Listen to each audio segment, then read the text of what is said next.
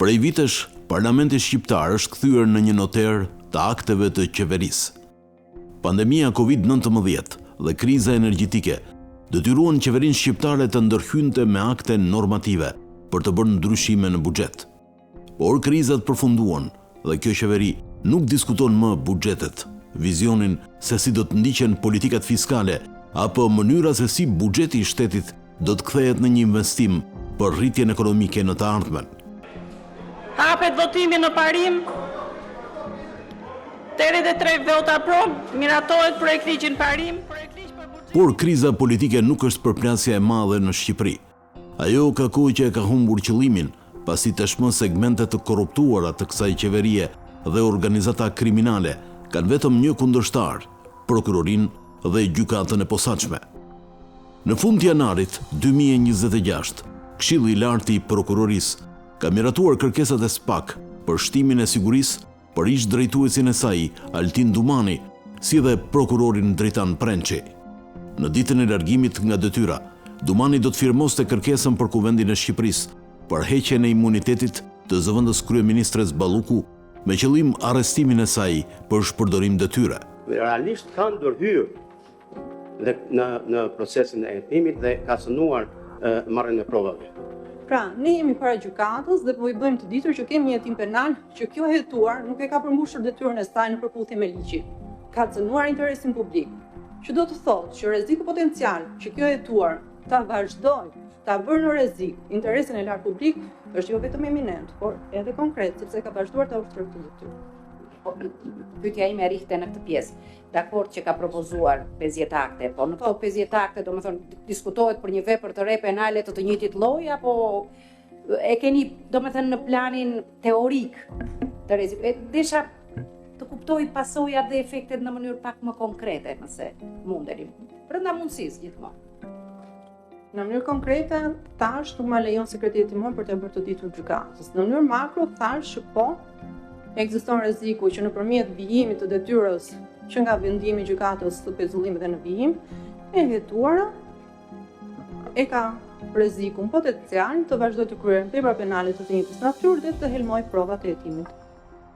Tashmë prokurorët e kërcënuar po deklarojnë publikisht se zëvendës kryeministria ka shpërdoruar detyrën duke përcaktuar se kush do të përfitojë tenderat dhe ka premisa që ta shkel ligjin, prandaj duhet hequr nga detyra, ndërkohë që qeveria shqiptare dhe mazhoranca e mbrojnë hapur. Është e qartë që kjo është një betejë për të mbrojtur të gjitha aferat korruptive që janë bërë gjithë këto vite, për të intimiduar dëshmitarët, për të penguar drejtësinë. Kjo nuk ka pikë diskutimi më. Në një shfaqje të hapur publike, për herë të parë, Komisioni i Ligjeve nuk miraton kërkesën e SPAK-ut, por vonon kërkesën e tij nën justifikimin se përgjegjësinë e ka gjykata kushtetuese.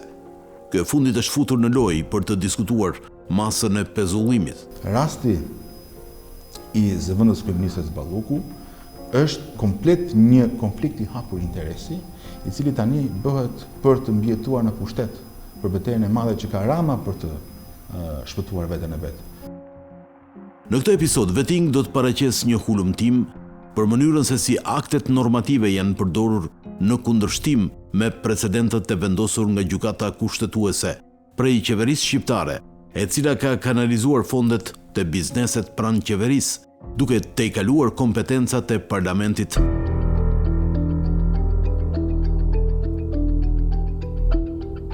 Nga viti 2019 deri në fund të vitit 2025, qeveria shqiptare ka dërguar në parlament 25 akte normative për ndryshimin e buxhetit të shtetit. Praktikisht, në fund të çdo viti, Parlamenti shqiptar mblidhet për të miratuar buxhetin për të ardhurat dhe shpenzimet që do të realizohen në vitin pasardhës, duke planifikuar projektet që do të realizohen dhe parashikimet për të ardhurat që do të mblidhen. Buxhetit i mungon ajo çfarë quhet një plan afatgjat përtej planeve afatmesme në mënyrë të tillë që të japin atë qëndrueshmëri dhe atë vizion i cili nuk duhet të ndryshohet as me akte normative, po as dhe me ndryshime të tjera që mund të ndodhin gjatë viteve. Në rastin kur ka nevojë dhe emergjencë, Këshilli i Ministrave bën ndryshime ndaj këtij buxheti që është miratuar, por vetëm në rrethana të jashtëzakonshme, duke i dërguar këto ndryshime në parlament. Prej disa vitesh, Posti i ministrit të financave është kthyer në një noter të vendimeve të Këshillit Ministrave. Në fillim, ministri i financave propozon ndryshimet në buxhet me anë të aktit normativ Këshillit Ministrave, ose njëri nga ministrat i bën propozime Ministrisë së Financave, e cila më pas kalon propozimin tek kryeministria, dhe kjo e fundit e firmos duke e kaluar parlamentit për miratim. Është shprehur dhe gjykata kushtetuese të paktën në 2 raste, në vitin 2006 dhe në vitin 2014, pikërisht për aktet normative të hartuara dhe të miratuara në atë mënyrë që bien ndesh me nenet përkatëse të kushtetuesës për sa i përket ndërhyrjes në buxhet duke anashkaluar kuvendin.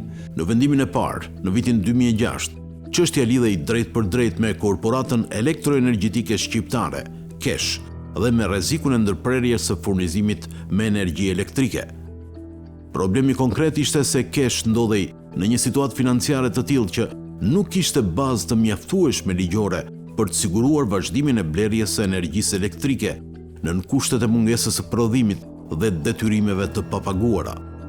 Qeveria shqiptare asaj kohe deklaronte se pa një ndërhyrje të menjëhershme ligjore, KESH nuk mund të merrte hua, të garantonte kontrata ose të siguronte financim për blerjen e energjisë, çka do të sillte pamundësi për të furnizuar vendin me energji elektrike. Në dallim nga vendimi i vitit 2006, në vendimin e 2014-s, do të kishim një diskutim për një akt normativ që lidhej drejt për drejt me ndryshimin e buxhetit nga qeveria. Partia Demokratike do ta çonte çështjen në gjykatën kushtetuese, sepse qeveria që është akoma edhe sot në pushtet, do të ndryshonte buxhetin e shtetit duke rritur ndjeshëm borxhin publik me anë të aktit normativ. Edhe në këtë rast, gjykata do të jepte përsëri të drejtë qeverisë, pasi kishte argumente për nevojën dhe urgjencën, dhe se akti normativ është miratuar më pas nga kuvendi, çka përmbushte kontrollin e parashikuar nga neni 101 i kushtetutës. Akti normativ është një instrument që ja ka lejuar edhe kushtetuta e qeverisë, që sa herë në kushte emergjence mund të ndërhyjë përmes votës në parlament në mënyrë të shpejtë që të lëvizë fondet e caktuara për nevoja të caktuara.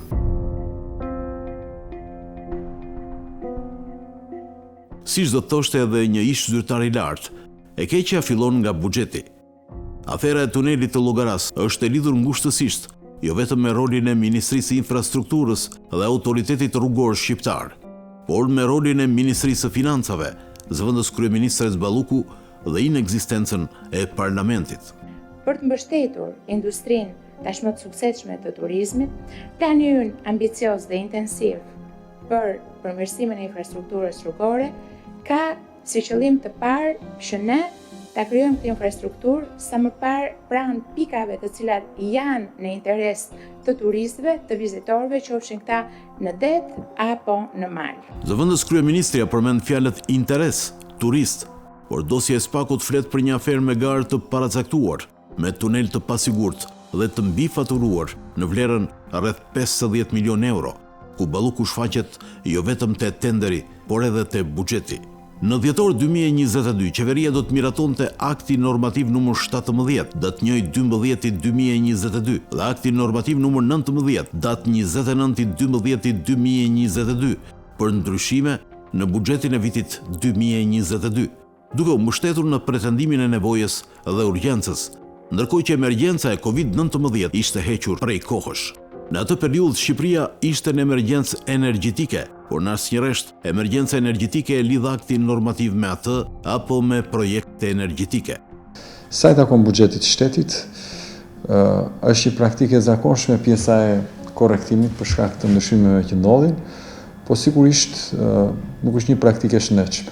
Zëvendës kryeministria do të firmoste aktin 17 në dhjetor 2022 me propozim të ish-ministres Delinda Ibrahimaj, duke alokuar 50 milion euro për pagesat për tunelin e Llogaras dhe tenderat për unazën e Tiranës. Për të dyja këto projekte, Balluku është nën akuzë nga Spaku për paracaktim tenderash. Nga analiza e relacioneve, këto ndryshime nuk lidhen me një situatë të papritur apo emergjente, por me rishpërndarje fondesh, mbyllje teknike të vitit fiskal dhe financim projektesh të mëdha infrastrukturore. Përdorimi i aktit normativ për veprime që lidhen me përditshmërinë e qeverisjes së një vendi nuk është i duri dhe është gabim dhe aplikohet në mënyrë abuzive. Vetë kontrolli i lartë i shtetit në auditimin e Ministrisë së Financave dhe Ekonomisë për vitin 2022 evidenton se të dy aktet normative janë miratuar në tejkalim të afatit ligjor për ishpërndarjet buxhetore, i cili përfundon më 15 nëntor. Po ashtu sipas auditit, relacionet e këtyre akteve nuk përmbajnë analiza të detajuara mbi ndryshimet, por vetëm përmbledhjet përgjithshme të destinacionit të fondeve, çka e bën të paqartë se ku qëndron konkretisht urgjenca që justifikon aktin normativ. Një tjetër element problematik i evidentuar nga KLSH është përdorimi dhe zgjerimi i fondit të rezervë përmes këtyre akteve, duke theksuar se fondi rezervë është përdorur për shpenzime të parashikueshme në kundërshtim me parimin ligjor, që ky fond duhet shërbej vetëm për raste të parashikuara. Po të shikojmë nëse për çfarë janë përdorur aktet normative, është që askush ose asnjë nga aktet e paraqitura nuk e përmbush të kushtin e emergjencës. Pra duket që janë lidhur për nevoja të caktuara dhe të dyshimta të qeverisë, por asnjëherë për të zgjidhur për një situatë caktuar. Në këtë kontekst futet edhe trajtimi i fondeve për projektet e mëdha, me syre dhe tuneli Llogaras. Ky projekt është financuar në një klim ndryshimesh të shpeshta buxhetore, ku vendimet janë marrë përmes akteve normative në fund të vitit, pa një debat të plot parlamentar dhe pa transparencë mjaftueshme mbi koston reale dhe curinë financiare. Fakti që kontrolli i lartë i shtetit evidenton në vijimësi qoftë për sa i përket planifikimit, qoftë për sa i përket shpërndarjes së këtyre fondeve, tregon që problemi nuk është më thjesht vjetor, por është sistemik, që do të thotë që planifikimet kanë problematika në mënyrën se si ato konceptohen dhe ndikohen nga vendimet politike, sesa nga vendimet ekonomike dhe interesi publik.